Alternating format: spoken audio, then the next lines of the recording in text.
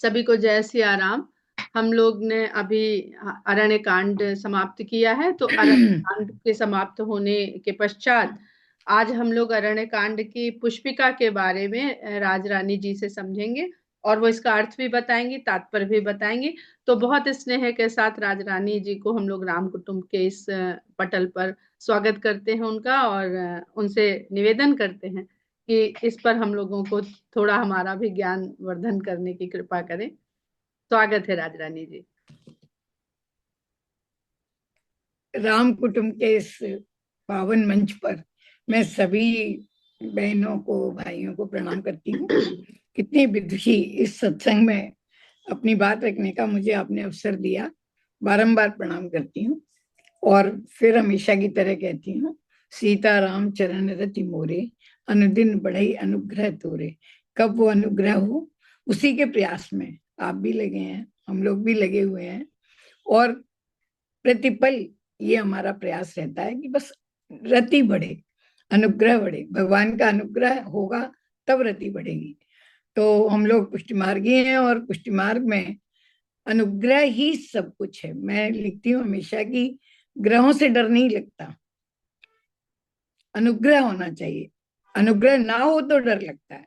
अनुग्रह मैंने कृपा, और कृपा ही पुष्टि है, और पोषणम तद अनुग्रह, ये पुष्टि ही उसका अनुग्रह है। यहाँ मैंने अपनी बात रखी। जैसे कि आप रामचरितमानस का ये क्रम है, तो यदि पुष्पिका की बात करें तो पहले भी मैं निवेदन कर चुकी हूँ कि हम लोग बड़े अनुष्ठान पूर्वक कोई भी कार्य करते हैं, पाठ भी करते हैं तो उसको एक अनुष्ठान बना लेते हैं। हम भारतीय उत्सव धर्मी हैं, और न केवल उत्सव, उस उत्सव में पावनता होनी चाहिए, प्रांजलता, शुचिता, पवित्रता, ये होना ही चाहिए। ये अनुष्ठानिक मेधा से आती है, और अनुष्ठान जो होते हैं वो विधि विधान के द्वारा किए जाते हैं। तो इसीलिए मंगलाचरण है, वो भी अनुष्ठान का एक भाग है। और पुष्पिका या फलश्रुति, उसको आप महात्म्य भी कह सकते हैं। और क्योंकि कवि बहुत ही दूरदर्शी होते हैं, महाकवि तो और ही दूरदर्शी हैं, महाकवि तुलसी जो कि लोक नायक भी हैं, तो उनकी ये जो युग धर्मिता है, उनका जो उत्सव धर्मिता है, वो जो पुष्पिका देती है हर सोपान के, तुलसी ने अपने कांडों को सोपान नाम दिया है, हर सोपान के अंत में वो अद्भुत होती है। वो बड़ी तत्व विवेचन भी है, गूढ़ार्थ है, और कथा को, आगे आने वाली कथा को भी इंगित करती है, और क्या हमने सुन लिया इस सब को भी इंगित करती है। और इसके सुनने से छाप रह जाए हमारे मन में, इसके लिए वो एक लालच, एक प्रलोभन दे देते हैं। जैसे हम कहते हैं बच्चों को अच्छा पढ़ने से 1 नंबर आएंगे, या आपका भविष्य अच्छा होगा, तो ये फलश्रुति है। तो महात्म्य हमारे यहाँ बहुत, महात्म्य का भी महात्म्य है हमारे यहाँ। कोई ये कहता है कि भक्ति कर ली और उसके महात्म्य की आवश्यकता नहीं है। महात्म्य बहुत बड़ी चीज है, उसके महत तत्व को जानना। आप तो इतना ज्यादा विस्तार में कहती हैं। तो सबसे पहली बात तो ये है कि ये जो अरण्य कांड है, जैसा कि मैं अभी आपसे निवेदन कर रही थी, तो जो राम की जो छवि है, मेरा ऐसा मानना है कि हजारों वर्ष श्री राम ने शासन किया धरा पर, लेकिन जो उनकी वनवासी छवि है, वो वनवासी छवि सारी छवियों पर, चक्रवर्ती राम, अश्वमेध वाले राम, और सीतापति राम, और लक्ष्मण के अग्रज राम, माने अयोध्यापति राम, और विश्व नियंता राम, सब पर ये वनवासी राम की छवि भारी पड़ती है। हमारे हृदय में वही शरचाप लिए हुए राम विराजमान है जो वन में है। और क्योंकि उन्होंने असुरों का, आपने बहुत सारे इसके निहितार्थ बताए, क्योंकि उन्होंने असुरों का संहार किया, और हमारी काया में असुरी असुर भरे हुए हैं, माने जो हमारे विकार हैं वो सब। तो इसलिए हमें ये अरण्य वाले राम की, अरण्य कांड में जो राम जी की छवि है, वो हमें बहुत सुंदर लगती है। और तुलसी को भी, यदि हम बात करें कि क्या मानस का ये पूरा हम वर्गीकरण करें, तो एक दोहा जो मैंने पहले भी पढ़ा था, मैं पढ़ती हूँ। बाल कांड प्रभु चरण, अयोध्या कटि मन मोहे। बाल कांड प्रभु चरण अयोध्या कटि मन मोहे, उधर बन्यो अरण्य। अरण्य कांड प्रभु का उदर के समान है, हृदय किष्किंधा सोहे। सुंदर ग्रीव मुखार बिंद, सुंदरकांड ग्रीवा है भगवान की, मुखार बिंद लंका कह गायो। और लंका कांड मुखार बिंद के समान है। क्यों कहा है ये बात? जहां दशानन आदि निशाचर सरल सकल समायो, तो इसलिए मुख में वो समाते गए निशाचर, इसलिए कवि की कल्पना है, मैंने इसके कवि ढूंढे नहीं, अभी बताऊंगी आपको।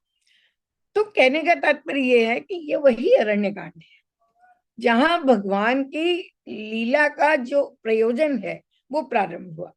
सभी को मालूम है कि भरत जी लौट गए हैं अयोध्या के लिए, और भगवान ने अब अपना जो जो उनका एक प्रण है कि साधुओं को रक्षा करने का, उस व्रत को करने के लिए ये वनवास का कांड है।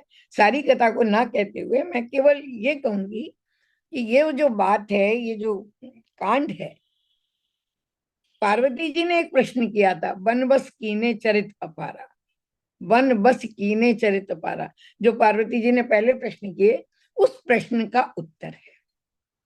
तो एक तो ये बात कि अरण्य कांड में पूरे में जो उन्होंने, जैसे आपने बहुत विस्तार से, वह मैं बहुत बार बहुत ध्यान से सुना, शरभंग हैं, सुतीक्ष्ण जी हैं, शबरी हैं, माने कौन ऋषि यहाँ नहीं है? आप सोचिए, जिन्होंने जन्म जन्म भगवान के दर्शन के लिए बिता दिए। व्याज से तुलसी ने उनका दर्शन हमें अरण्य कांड के माध्यम से कराया। भगवान सकल मुनिन के आश्रम जाए जाए सुखदीन, ये भारतीय परंपरा ही है कि भगवान स्वयं भक्त के घर चलकर आते हैं। एक बहुत सुंदर एक भजन है, मैं यहाँ पर अपनी सखियों को बताना चाहूंगी।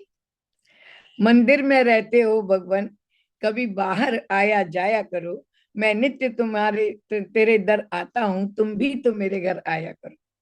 इतने भाव में है। और जब ये संत गाता है, हम जैसे पामर प्राणी नहीं, जिन्होंने तपस्या में पूरा, तब भगवान उनके द्वार आते हैं कुटिया पर और साक्षात दर्शन देते हैं। सोचिए उस आनंद की, अपरमित आनंद की, मैंने हमको कहते हैं ना कि रोमकूप खड़े हो जाते हैं ये सब सोचकर।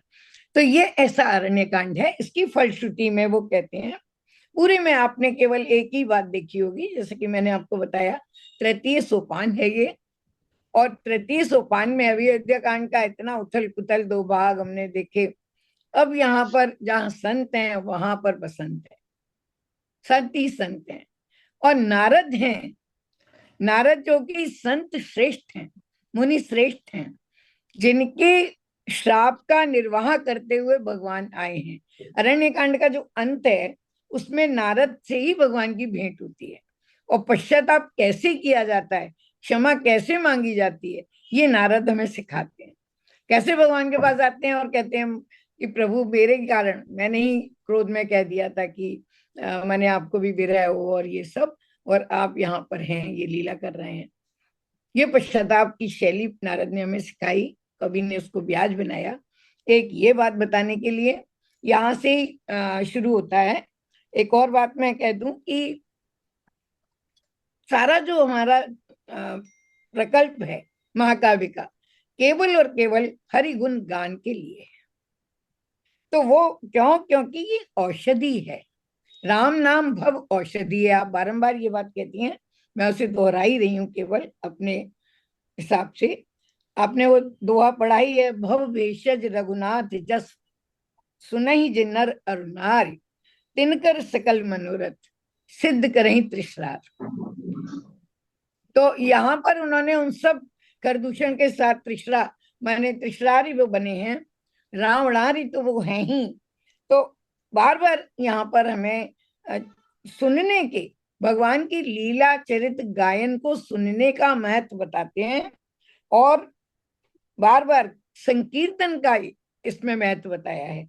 क्योंकि आप देखती हैं, नाम संकीर्तनम यस्य सर्व पाप प्रणाशनम, केवल संकीर्तन, नाम का संकीर्तन करने का, प्रणामो दुख शमनम शमनस्तम नमामि तम नमामि हरिम परम, उन हरि को मैं प्रणाम करता हूँ। हरि तुम हरो जन की पीर। तो इतने अरण्य कांड में 33 सोपान में एक नाम उन्होंने दिया कि सकल कलुष कलि कलुष विध्वंस ने 33 सोपान, विमल वैराग्य संपादनो नाम 33 सोपान। देखिए अयोध्या कांड में उन्होंने प्रेम वैराग्य संपादन कहा कि अगर भरत चरित को सुनेंगे तो हमें प्रेम और प्रेम से वैराग्य उपजेगा। यहाँ उन्होंने विमल वैराग्य कहा है, और विमल विशेषण लगाकर वैराग्य को उन्होंने बहुत ही कहना चाहिए कि उत्कृष्ट श्रेणी में बना दिया। यदि हमारे हृदय को निर्मल करके हमें वैराग्य को प्राप्त करना है तो हमें अरण्य कांड का पाठ करना। इसका नाम ही है विमल वैराग्य संपादनो नाम 33 सोपान समाप्त। ये तो क्योंकि इसको पढ़ने से हमें विमल वैराग्य होता है।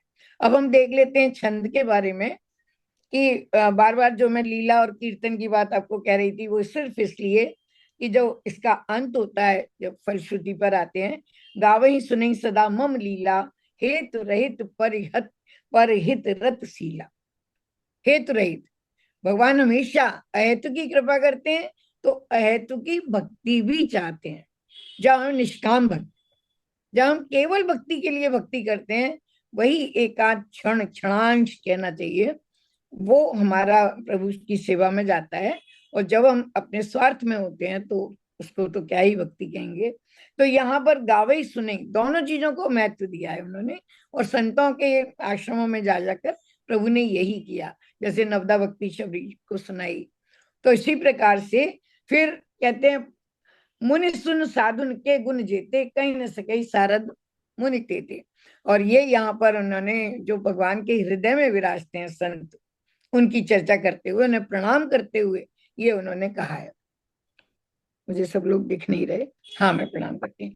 तो फिर यहाँ पर जो जैसे मैंने कहा कि हर सोपान की, हर कांड का जो इतिश्री है उन्होंने छंद से किया है, और उसमें तुलसी दल डाला है, तुलसी का नाम स्वयं आता है।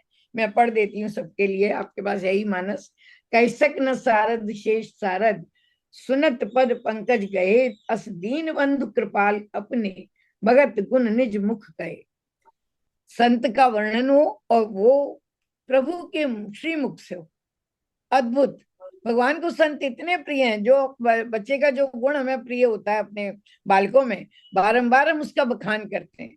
बार बार प्रभु ने कहा, बारंबार, जो जैसे शबरी के वेद की चर्चा आई थी, बारंबार बखान। तो जो संत उन्हें प्रिय है तो अपने मुख से कहते हैं, माने पुष्टि लगा देते हैं, मोहर लगा देते हैं। फिर सिर नहाए 12 बार चरणन, ब्रह्मपुर नारद गए। मैंने कहा ना अंत में नारद आए, और ते धन्य तुलसीदास आस बिहाय जे हरि रंग रहे। हरि शब्द को बहुत तुलसी को प्रिय है, और सारे ही भक्ति उसको काव्य को, सारे ही भक्ति काल को हरि शब्द बहुत प्रिय है। बहुत सारे अर्थ हैं हरि के, लेकिन यहाँ देखिए कितनी सुंदर, क्योंकि नारद हमेशा श्री हरि कीर्तन करते हैं। नारायण तो करते हैं, मैंने जो पिक्चरों में अब देखते हैं, लेकिन उनके मुख पर एक नाम रहता है श्री हरि। तो वो हरि रंग रहे, जो हरि के रंग में रंगे हुए हैं। तो ये उनका छंद है। और यहाँ के बाद जो शब्द उन्होंने प्रयोग किया अपनी अंत में, रावनार जस पावन, गावई सुनहि जो लोग। हमें अगर हम बिल्कुल चैतन्य से नहीं पढ़े तो लगेगा रावण का नाम क्यों आ गया, लेकिन तुलसी कह रहे रावणारी, रावण के जो शत्रु हैं।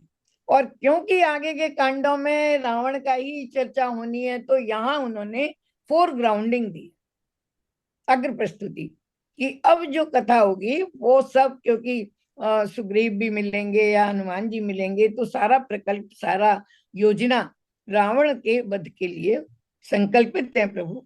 क्योंकि सीता जी जा ही चुकी है, मैंने अपहरण उनका हुआ है, माया सीता का कहूंगी, प्रणाम करती हूँ।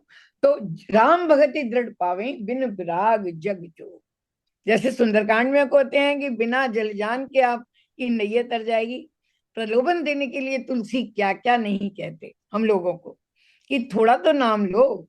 क्योंकि वो कहते हैं कि पावे बिन विराग जप जो, भगवान की चर्चा ही केवल हमको करनी है, और हम कर ही क्या सकते हैं। कलौ केवल कीर्तनम। मैंने, आप देखिए, जो आदरणीय विनीता जी तो बहुत बताती हैं कि सतयुग में ये हुआ और द्वापर में और यज्ञ और ये सब हम लोगों ने किए। कलौ केवल कीर्तनम, कलयुग में अगर हमको उद्धार करना है तो हम केवल और केवल कीर्तन, कीर्तन मैंने भगवान के गुणगान से हम पार पाते हैं। तो ना तो उसमें जप की आवश्यकता है, ना योग की आवश्यकता है, और ना हमें यज्ञ की भी आवश्यकता नहीं है। कीर्तन अद्भुत कार्य है। पूरे में मैंने तुलसी बहुत जागृत भाव से ये बात कहते हैं।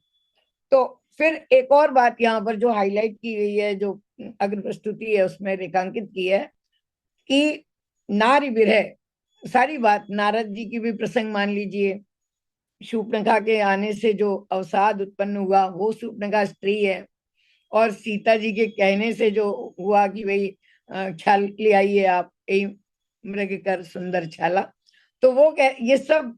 अब मैं ये तो नहीं कहूंगी कि सीता जी के लिए ये कहा है, लेकिन सर्वांग में तुलसी ये चेतावनी देना चाहते हैं, क्योंकि ऋषि मुनि जैसे तप करते हैं, अखंड ब्रह्मचर्य में वो तप करते हैं, तो उनके जीवन चरित्र से हमें क्या शिक्षा मिलती है।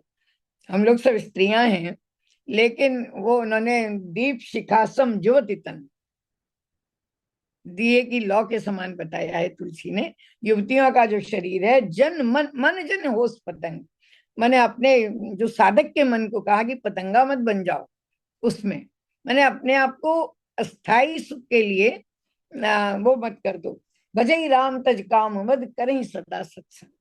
पूरा पूरा मानस का जो आयोजन है, रचना, केवल और केवल सत्संग के लिए, बिन सत्संग विवेक ना हुई, कहने की आवश्यकता नहीं है। तो कहने का तात्पर्य है, इसकी फलश्रुति दो हैं। अगर हम अरण्य कांड को सुनेंगे तो संतों के चरण में अनुराग होगा, जब योग जाग करना नहीं पड़ेगा, और केवल कीर्तन, केवल और केवल कीर्तन भगवान को। एक मैंने बार बार पहले भी कहा था आपको ये लाइन, हमारे उसमें कहा जाता है, भक्ति भक्त भगवंत गुरु चतुर नाम बपु एक।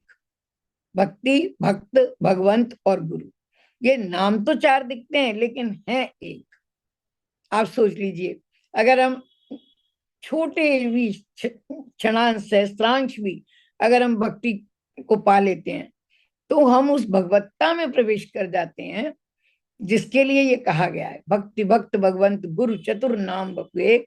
इनके सुमरण ते कर मिटे व्यापक, मैं भूल रही हूँ इसको, अनेक, तो अनेक जो हमारे दुर्गुण है वो मिट जाए एक इनके सुमिरन करने से। स्मरण हमारे चित्त को शून्यता की ओर ले जाता है, सतत स्मरण, तेल ढारवत स्मरण।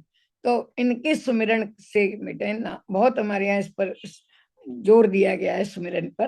तो यहाँ पर भी उन्होंने जोर दिया है, और विशेष बात कि विमल वैराग्य, और विशेष मुझे कुछ कहना नहीं है इसमें, बहुत सारी बातें हैं, लेकिन राम नार कहकर तुलसी ने आगे की कथाओं को इंगित किया, और नारद जी का प्रसंग से छंद कहकर जो संत श्रेष्ठ मुनि, मुनि श्रेष्ठ नारद का, यहाँ पर भगवान कैसे अपने बालक को गले लगा लेते हैं ये बताया। नारद से कोई कोप नहीं, बल्कि नारद मांग के और ले जाते हैं कि आपका जो राम नाम है, वो शायद उत्तरकांड की घटना है कि राम नाम ही सब, यहाँ पर नहीं है, मैं क्षमा चाहती हूँ। तो नारद जी का प्रवेश है, और इस अरण्य कांड की विशेषता ये है कि वनवासी राम की छवियां हमें देखने को मिलती हैं, जो हमारे हृदय में विराजमान है, जो भारतीय संस्कृति के हृदय में विराजमान है। जो भारतीय संस्कृति में मन में अगर पूछा जाए तो राजा राम की छवि से ज्यादा वनवासी राम की छवि हमारे मन में बसी हुई है। ये कह के मैं पक्षपात नहीं कर रही या अवसरानुकूल बात नहीं कर रही, ये हकीकत है। क्यों? क्योंकि भारतीय संस्कृति त्याग प्रधान संस्कृति है। राम ने अनायास नहीं त्याग दिया था। राजीव लोचन राम चले तज बाप को राज बटाऊ की नाई, जो तुलसी लिखते हैं, तो बटाऊ मैंने बटोही की तरह से छोड़ दिया, जैसे पेड़ के नीचे विश्राम करते हैं और चल देते हैं, क्योंकि उन्हें मालूम था कि हमें त्यागमयी भारतीय संस्कृति की एक आदर्श उपस्थित करना है लोक के लिए। भोगवादी संस्कृति नहीं है हमारी, इसलिए हमें राम बहुत अच्छे लगते हैं। जो भी एक और फ्रेज है, कौपीन धारी खल भाग्यवंता, कौपिन मतलब जो किंचन है। कौपिन का अर्थ तो आप लोग समझते ही हैं, वो अंग वस्त्र जो होता है छोटा। तो कौपिन धारी जो अकिंचन है, जिसके पास कुछ नहीं है, केवल कौपिन है, माने साधु है, वही निश्चित रूप से भाग्यवंत है। ये पूरा एक कौपिन पंचक है, कौपिन उसमें ये कहा गया है। तो माने हमारे यहाँ त्याग को सर्वश्रेष्ठ बताया, संग्रह को नहीं। तो ये विशेष बात है, इसलिए संतों का यहाँ पर उल्लेख है। सोचिए, उन राम को मैं बारंबार करुणा माने मन में ये हो जाता है, स्वयं कितने दुखी हैं। अभी भी सीता जी वहां पर घटना हो चुकी है, कितना मन में अवसाद है उनके, लेकिन भगवान के मन नहीं होता। मनश्चक्र मन होता नहीं है प्रभु के। तो मन अपने माने इतना उसको अवसाद को, हमारे लिए लीला में, वो तो सब जो आपने सुना रुदन और ये सब, वो लीला है। ऐसे शास्त्रों ने कहा है कि प्रभु के मन नहीं होते। जैसे एक उदाहरण बताती हूँ, भागवत में जब रास करना था, तो एक भागवत में एक लाइन आती है, सबसे पहले भगवान ने मन उत्पन्न किया, मनश्चक्रे, एक लाइन आती है, प्रभु ने मन का आह्वान किया, क्योंकि मन में ही तो काम आएगा, मन में ही तो इच्छाएं आएंगी। इसलिए भगवान तो कोई, उनको इच्छा ही नहीं है कुछ भी करने की, और सब कुछ करने की इच्छा है। विरोधाभासी है, हमारे यहाँ बहुत चीजें विरोधाभासी हैं। तो मैं इसलिए कह रही हूँ, मैंने अपने मन से नहीं करी कि भगवान के मन नहीं होता। तो भगवान ने मतलब इतना इतना दुख में होते हुए भी संतों के पास जाके सुख दिया।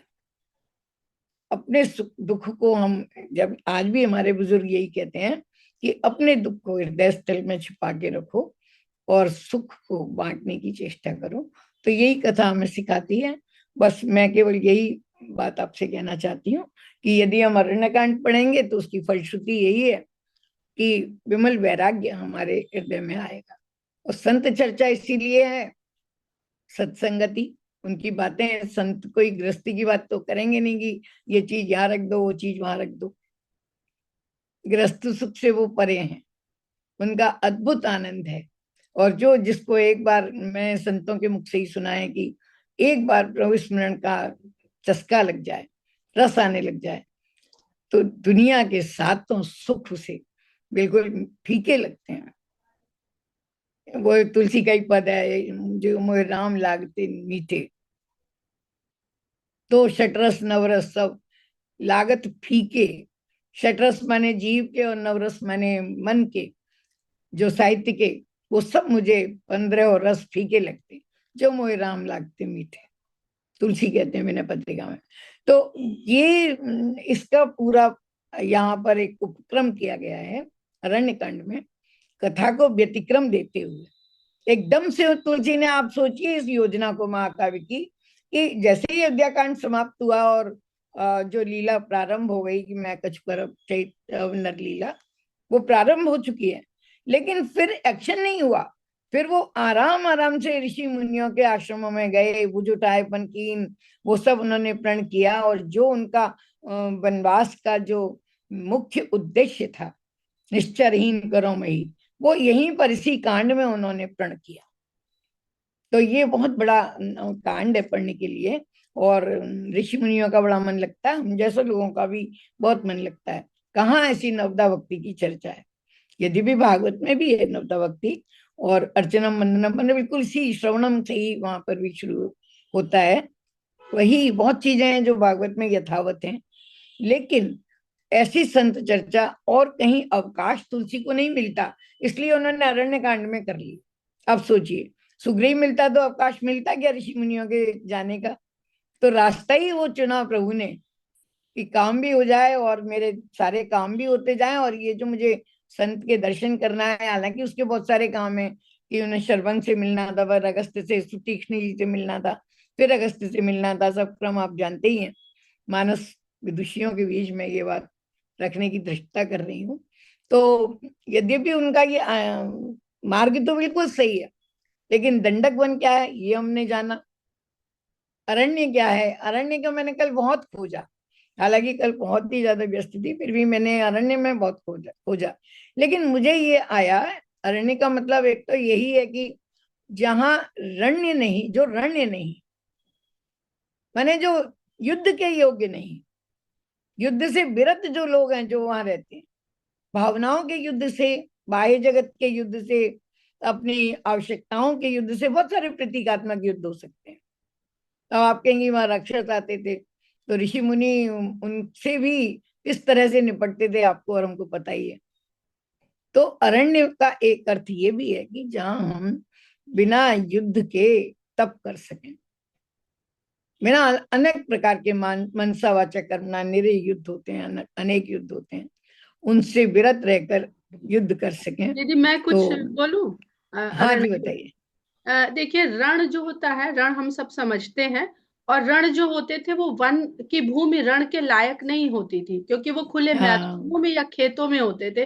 तो जहां रण किया न जा सके वो अरण्य बिल्कुल हो ये भी गया। है। रण के लायक जो क्षेत्र नहीं है तो वो बिल्कुल उसलिए वो अरण्य कहलाते हैं, वन जो होते हैं। बिल्कुल सहमत हूँ मैं आपकी बात से, क्योंकि समतल नहीं होते, बहुत घने वृक्ष होते हैं और पहाड़ होते हैं, नदियां होती हैं। और जैसे कुरुक्षेत्र का मैदान है, आप देख ही रही हैं। तो युद्ध तो मैदानों में होते हैं, और या कहना इसके प्रतीकार्थ बहुत है, एक एक शब्द के बहुत प्रतीकार्थ हैं। जहाँ हम मन के युद्ध को जीतना चाहते हैं, बहुत सारी बातें। तो केवल शस्त्र का युद्ध नहीं है, जो भावनाओं का युद्ध है वो भी बड़े भयंकर होते हैं। और वो समतल भूमि क्या, मतलब एक छोटी कुटिया में बैठकर भी वो आ जाते हैं विकार। तो अरण्य यही है, अरण्य कांड या अरण्य ये सोपान, तृतीय सोपान। तो विशेष रूप से बस यही कहना था मुझे इसके बारे में। वो तो है ही बहुत। और बार बार उन्होंने सीता जी के कारण कह लीजिए, या और भी जो वो हुआ, तो दीप शिखा युवतियों के कारण ये कांड में लीला आगे बढ़ी है, इसलिए उन्होंने एक छोटा सा नीतिगत दोहा यहाँ पर कह दिया है, दीप शिखा समझुवति तन, जनमन होस पतंग, अपने मन को चेतावनी दे। बस इतना ही मैं प्रणाम करती हूँ। बारंबार हम इसको पढ़ें, अरण्य कांड को, और संतों के रहन को जाने, कबू कहो यही रहन रहूंगा, तुलसी कहते हैं। तो सारे जो इस दो पद में हैं, जथा लाभ संतोष सदा काहू सो कछ न चाहूंगा, संतों की रहन ऐसी ही होती है। और ये हमारी अभीष्ट रहन है, जो हम चाहते हैं कि वे हम इस प्रकार रहें। तो बहुत सुंदर पद है, कभी विनीता जी जरूर सुनाएंगी इसको आपको। कबो कहो यही रहन रहूंगा, माने जो परम अवस्था को पहुंचे हुए संत हैं तुलसी, इतना जप उन्होंने किया, उनके भी सपने में यही है कि क्या मैं इस प्रकार रहूंगा कभी। तो संत इस प्रकार की रहन अरण्य कांड में रहते हैं, और उनकी कथा तुलसी कहते हैं। तो उसकी फलश्रुति का तो कोई कहना ही नहीं। मैं प्रणाम करती हूँ, आप लोगों ने बहुत बहुत मुझे अवसर धन्यवाद। देखे, प्रणाम करती बहुत बहुत धन्यवाद। आज आपके उद्बोधन से इतनी सारी बातें स्पष्ट हुई, समझ आई, और पूरा आनंद भी मिला और ज्ञान भी मिला। ये लाभ रहा कि डबल आज हम लोगों को लाभ हुआ है। तो सभी लोगों की ओर से मैं आपको बहुत बहुत हार्दिक आभार देती हूँ। और बहुत थोड़ा हमारे पास समय बचा है, कुछ सेकंड ही बचे हैं। तो पहले हम आज के सेशन को समाप्त कर देते हैं।